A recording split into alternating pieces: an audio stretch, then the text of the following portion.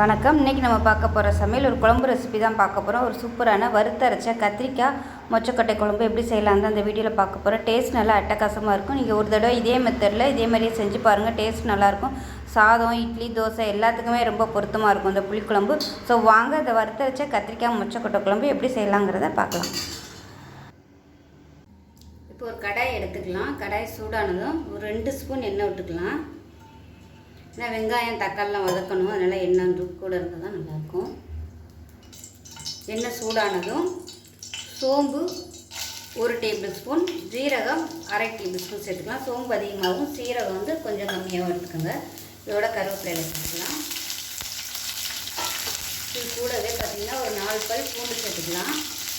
பெரிய பூண்டாக இருக்கிறதுனால 4 எடுத்துக்கேன். சின்னதாக இருந்தால் நீங்கள் கொஞ்சம் கூட சேர்த்துக்கோங்க. இப்போ இதில் ஒரு 10லேருந்து 15 சின்ன வெங்காயம் சேர்த்துக்கலாம்.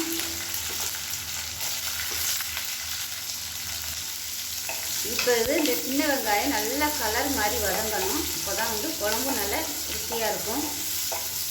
இந்த ஸ்கின்னெல்லாம் பார்த்திங்கன்னா நல்லா கலர் சேஞ்ச் ஆகி வரணும். அந்த அளவுக்கு வதக்கிக்கலாம். மீடியமான ஃப்ளேமில் வச்சுக்கோங்க, இல்லைன்னா சோம்பு சீரகம் வந்து கறி போயிடும்.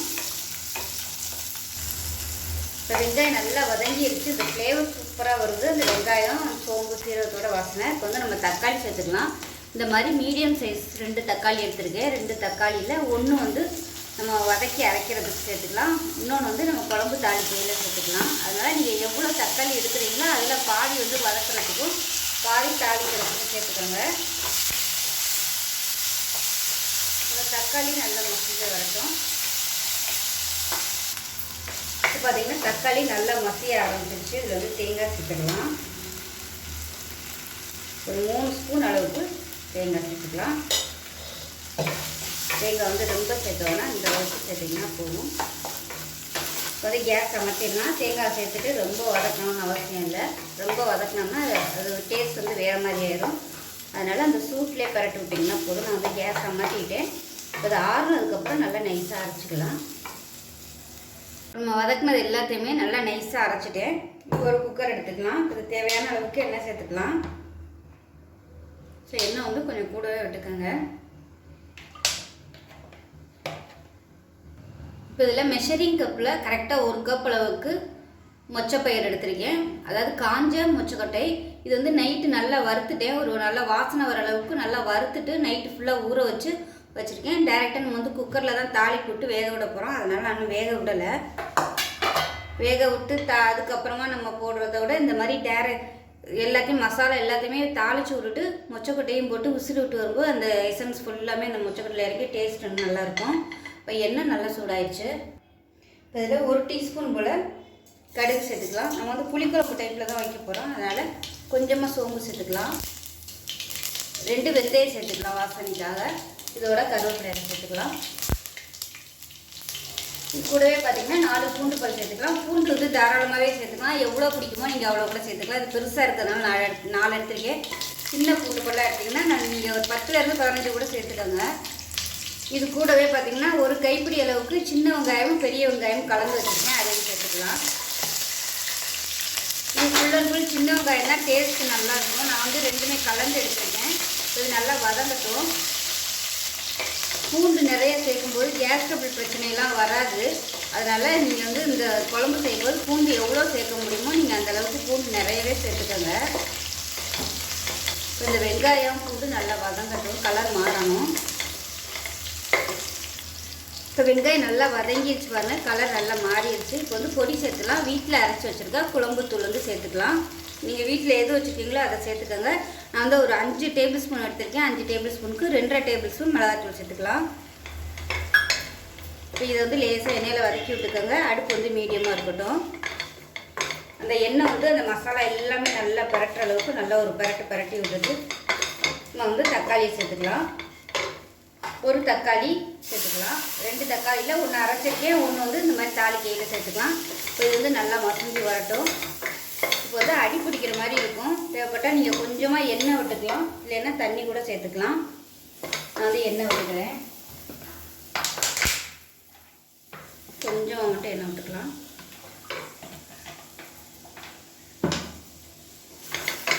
இது நல்லா வதங்கட்டும். ரொம்ப ட்ரையாக இருந்துச்சுன்னா அடி பிடிக்கும். இதுக்கு மேலே இப்போ பாருங்கள், இப்போ இதில் வந்து கொஞ்சமாக தண்ணி சேர்த்துக்கலாம். ஒரு 1/4 டம்ளருக்கு மட்டும் தண்ணி சேர்த்துருக்கேன்.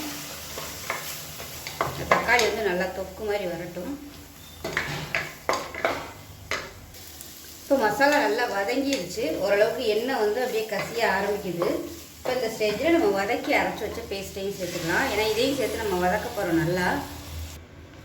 இப்போ இந்த மசாலாவையும் சேர்த்துட்டு நல்லா எண்ணெய் பிரிகிற அளவுக்கு வதக்கணும்.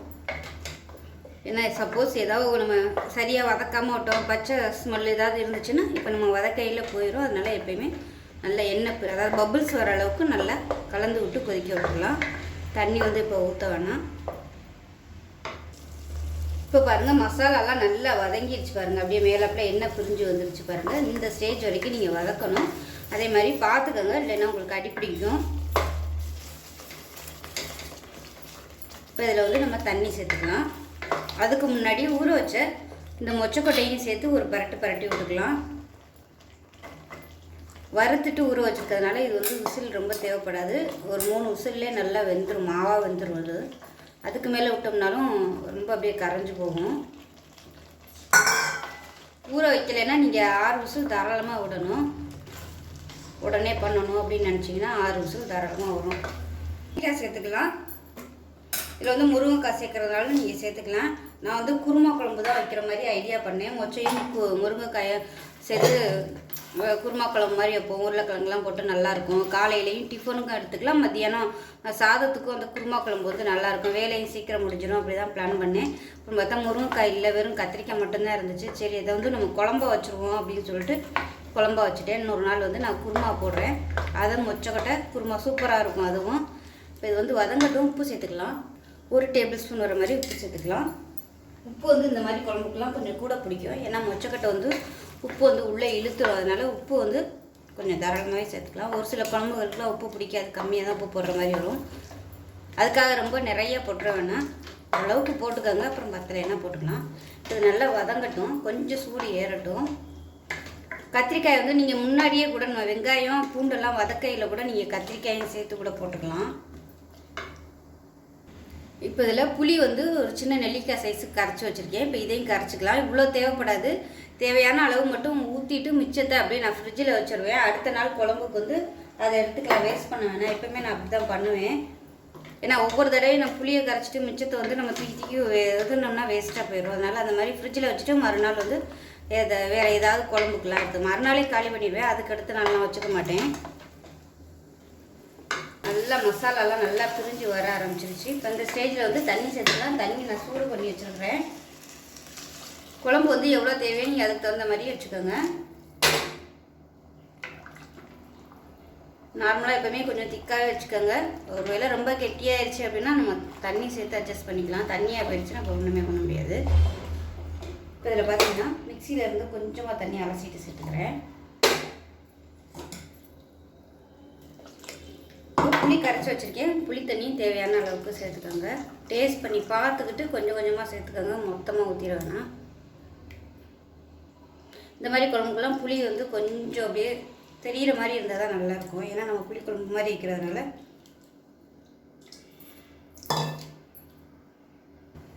இப்போ இது எல்லாத்தையும் நல்லா கலந்துட்டு உப்பு செக் பண்ணி பார்த்துக்கோங்க. உப்பு எப்படி இருக்குன்னு பாருங்கள். இதிலே வந்து குழம்பு நல்லா திக்காக தான் இருக்குது.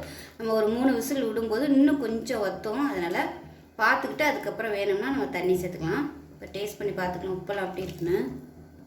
சூப்பராக இருக்குது. உப்பு புளியெல்லாம் நல்லா தூக்கலாக இருக்குது. இதை வந்து மூடி வச்சுக்கலாம். கொத்தமல்லி இருந்துச்சுன்னா நீங்கள் நல்லா நிறைய கொத்தமல்லி ஒரு கைப்பிடி அளவுக்கு இதில் சேர்த்துக்கோங்க. ஸோ எனக்கு வந்து இப்போ வாரம் கடைசிங்கிறதுனால எல்லாமே காலி ஆயிடுச்சுன்னா அதனால் கொத்தமல்லிலாம் போடலை. விசில் போட்டு நல்லா ஒரு 7 விசில் விட்டுட்டு பார்க்கலாம். ஸ்டீம் போனதுக்கப்புறம் பார்க்கலாம். சிக்கன் பார்க்கலாம். பாருங்கள், சூப்பராக வந்துருச்சு. எப்படி இருக்குன்னு பாருங்கள். குக்கர் வந்து ஓப்பன் பண்ணிவிட்டு பயிரை எடுத்து பார்த்துக்கோங்க. பயிர் வந்து உங்களுக்கு ரொம்ப வேகாத மாதிரி இருக்குது, சாப்பிட்டு பாருங்கள். சாப்பிட்டு பார்த்துட்டு உங்களுக்கு அந்த மாதிரி இருந்துச்சுன்னா நீங்கள் மறுபடியும் 2 விசில் இல்லை 3 விசில் விட்டுக்கலாம். இப்போ நான் ஃபஸ்ட்டு பார்த்தேன் பயிர் வந்து வேகலை, கொஞ்சம் ஹார்டாக இருந்த மாதிரி இருந்துச்சு. மறுபடியும் வந்து நான் ஒரு 3-4 விசில் விட்டுருக்கேன். இப்போ பார்த்தீங்கன்னா நல்லா வெந்துருச்சு. ஏன்னா ஒவ்வொரு பருப்பும் வந்து வித்தியாசப்படும். சிலது சீக்கிரம் வெந்துடும், சிலது வேகாது. அதனால் கரெக்டான விசில் அளவு வந்து சொல்ல முடியாது. அதனால் நீங்கள் வந்து விசில் விட்டுட்டு செக் பண்ணி பார்த்துட்டு மறுபடியும் விட்டுக்கலாம். அதனால் ஒன்றுமே பிரச்சனை இல்லை. பாருங்கள், கரெக்டாக இருக்குது பாருங்கள். ரொம்பவும் தண்ணியாக இல்லை, ரொம்பவும் கெட்டியாக இல்லை. இது நம்ம நாளைக்கு இது வச்சு சாப்பிட்டாலும் நல்லா கெட்டியாக வரும். இந்த கத்திரிக்காயெலாம் அப்படியே கரைஞ்சிருச்சு பாருங்கள். ஸோ இந்த மாதிரி இருந்தால் தான் சாப்பிடையில சூப்பராக இருக்குது. எல்லாத்தையுமே அப்படியே சாதத்தில் போட்டு பிசைஞ்சு சாப்பிட்டோம்னா அவ்வளோ அமிர்தமாக இருக்கும். இப்போ அருமையாக ரெடி ஆயிடுச்சு மொச்சக்கொட்டை குழம்பு. அதுவும் கத்திரிக்காயெலாம் போட்டு முருங்கைக்காயெலாம் இருந்துச்சுன்னா இன்னும் வாசமாக இருக்கும். ஸோ இதே மாதிரியே ட்ரை பண்ணி பாருங்கள், எப்படி வந்துச்சுங்கிறத சொல்லுங்கள். வீடியோ பிடிச்சிச்சுன்னா லைக் பண்ணுங்கள், கமெண்ட் பண்ணுங்கள், சேனலை சப்ஸ்கிரைப் பண்ணுங்கள், பக்கத்தில் உள்ள பெல் பட்டனை ப்ரெஸ் பண்ணுங்கள். நன்றி.